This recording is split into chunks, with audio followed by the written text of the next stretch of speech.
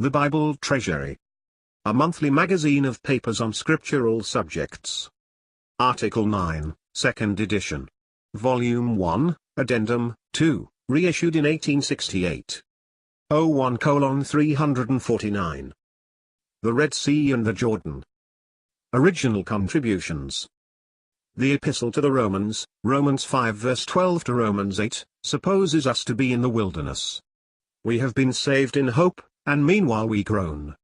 The creature is under the bondage of corruption, only nothing will separate us from the love of God. In the Epistle to the Ephesians we are as clearly in Canaan. This helps to make the matter plain. In the Red Sea setting forth the death and resurrection of Christ, redemption by displaying as a basis. We have really died in him and gone out of Egypt. We are not in the flesh. We were baptized unto his death. We reckon ourselves dead to sin and alive to God. We have our place thus, and it is deliverance. We know that the old man is crucified with Christ, and so are justified from sin, not sins, but it is never here raised together. When this is used, we are looked at as dead in sins, not as having died to sin, and Christ as being dead by reason of this in grace, and so the purpose and power of God comes in, and we are raised with and seated in him in heavenly places. On passing the Jordan, we are risen and entered into heavenly places. Then Gilgal comes and conflict in Canaan. Peter shows us redemption through the precious blood of Christ. And we are begotten again to a lively hope through the resurrection of Christ. Here it is simple, not death with him. In Romans 6 it is planted together in the likeness of his death, and knowing this that our old man is crucified with him, so that we reckon ourselves dead to sin, and we say, Romans 7, when we were in the flesh. Yet even this is comparatively vague, and reasoned out to be proved as a result, in Christ only occurs as an assumed fact in Romans 8 verse 1, and only to have no condemnation, delivered from the law of sin and death. Then we are in the Spirit, not in the flesh. Christ is in us, if so, the body is dead and the spirit life. It is an argued out result for one who is in the wilderness. Hence Christ lives to make intercession for us. It is dealing with man in flesh, delivered, no doubt, but showing him that he is. In Ephesians it is God's work as to one dead, and must take the form he gives it, that is, heavenly places in Christ, whereas we have a condition unstate in the Epistle to the Romans, life in Christ but life in the wilderness. There is no condemnation, but then the whole practical demonstration is proof by state, known by faith but state. I was living in sinful flesh, I have been planted in Christ's death, and as a dead man cannot have sin, I am justified from it. The apostle is not speaking of sins here, which we had before, but of sin. We are alive now, married to another. There is therefore no condemnation for those in Christ, but the thing must be proved, because I had been in that evil state. But in Ephesians I am in the place God put me into by a new creation, according to his purpose, which is Canaan. Death was judgment in the Red Sea, only Christ underwent it, and so sin in the flesh was condemned. The Egyptians were destroyed and the bond broken, and hence deliverance and redemption. But in Jordan it is non-existence. I do arrive at reckoning myself dead in Romans, that sin may not have dominion over me, for I am not under law but under grace. But it is reached by faith, sin being de facto known to be there to the last verse of Romans 7. But in Ephesians it is simply a new creation. I am in heavenly places where sin does not come, even my conflict as belonging to God is with Satan. In Jordan I have ceased to exist for the wilderness. It is not thus in Romans, only Christ is my life for the wilderness. In Ephesians we are not crucified with Christ, it begins with bringing out of death.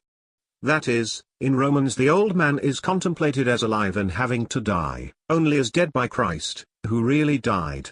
We are not quickened together with Christ in the Red Sea. Baptized unto Christ, we may be said to enter into his death, and so reckon ourselves dead, rising through him. But raised with him is another thing. Then I do not get deliverance from my state and condition, but, according to the value of Christ's work and the place he enters into in his person, the purpose of God about us, we are introduced into a new place. Christ's place has gone into the presence of God. We are identified with him, not merely live through him. Hence in Romans we have experience, though a blessed one; in Ephesians we have not, save as a consequence, we are in heavenly places, instead of having experience of ourselves as in Romans. The point at the Red Sea was what they got out of, though really brought to God for faith. The point in Jordan was what they got into, answering to Romans and Ephesians. At the Red Sea Canaan was hope, at Jordan they are entered in. So, in fact, we shall be raised in glory. Going to heaven is a kind of necessary consequence.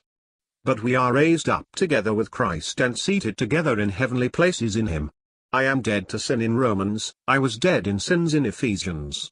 I am clean taken out of the whole condition. The blood on the doorposts met the judgment of God against sins, besides being the foundation of all. At the Red Sea we get out of Egypt. We are baptized unto Christ's death. It is redemption. At Jordan we are in heavenly places. There is another point to be remarked.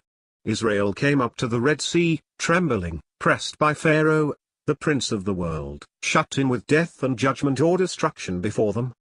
God acts for them, and death and judgment are turned into deliverance, because Christ undergoes death and judgment, so securing us and letting us get out free on the other side. At Jordan Israel are not thus contemplated. They do descend into Jordan, no doubt, but all is contemplated according to the power of God in him. It is not assuredly their strength. Christ had to go first.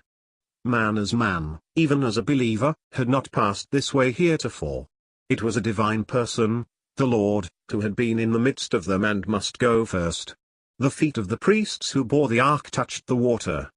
It was not the rod of God lifted over the sea. At Jordan it is as John's Gospel, the Lord giving them a part with him, preparing them a place that they may be with him, not he with them in the wilderness, departing out of this world unto the Father, not as in Matthew, forsaken of God on the cross. He leads, goes on alone with a space between, destroys him that had the power of death, and delivers.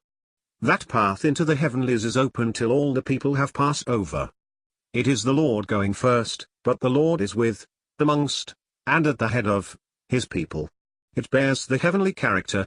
It is a work which refers to Canaan, not to Egypt. Hence, when Israel is through, the Red Sea takes all its terror and power again, and the Egyptians are destroyed, whereas at Jordan a memorial is preserved. 12 stones are set up in the river, and 12 stones taken out of it. It is a blessed memorial of having done with the world. Death is gain, not judgment. Death undoubtedly, but death to what? And if we look at the matter as Christ's death, it was obedience unto death, love unto the end, his closing the scene of sorrow and the world, not simply drinking the cup of wrath.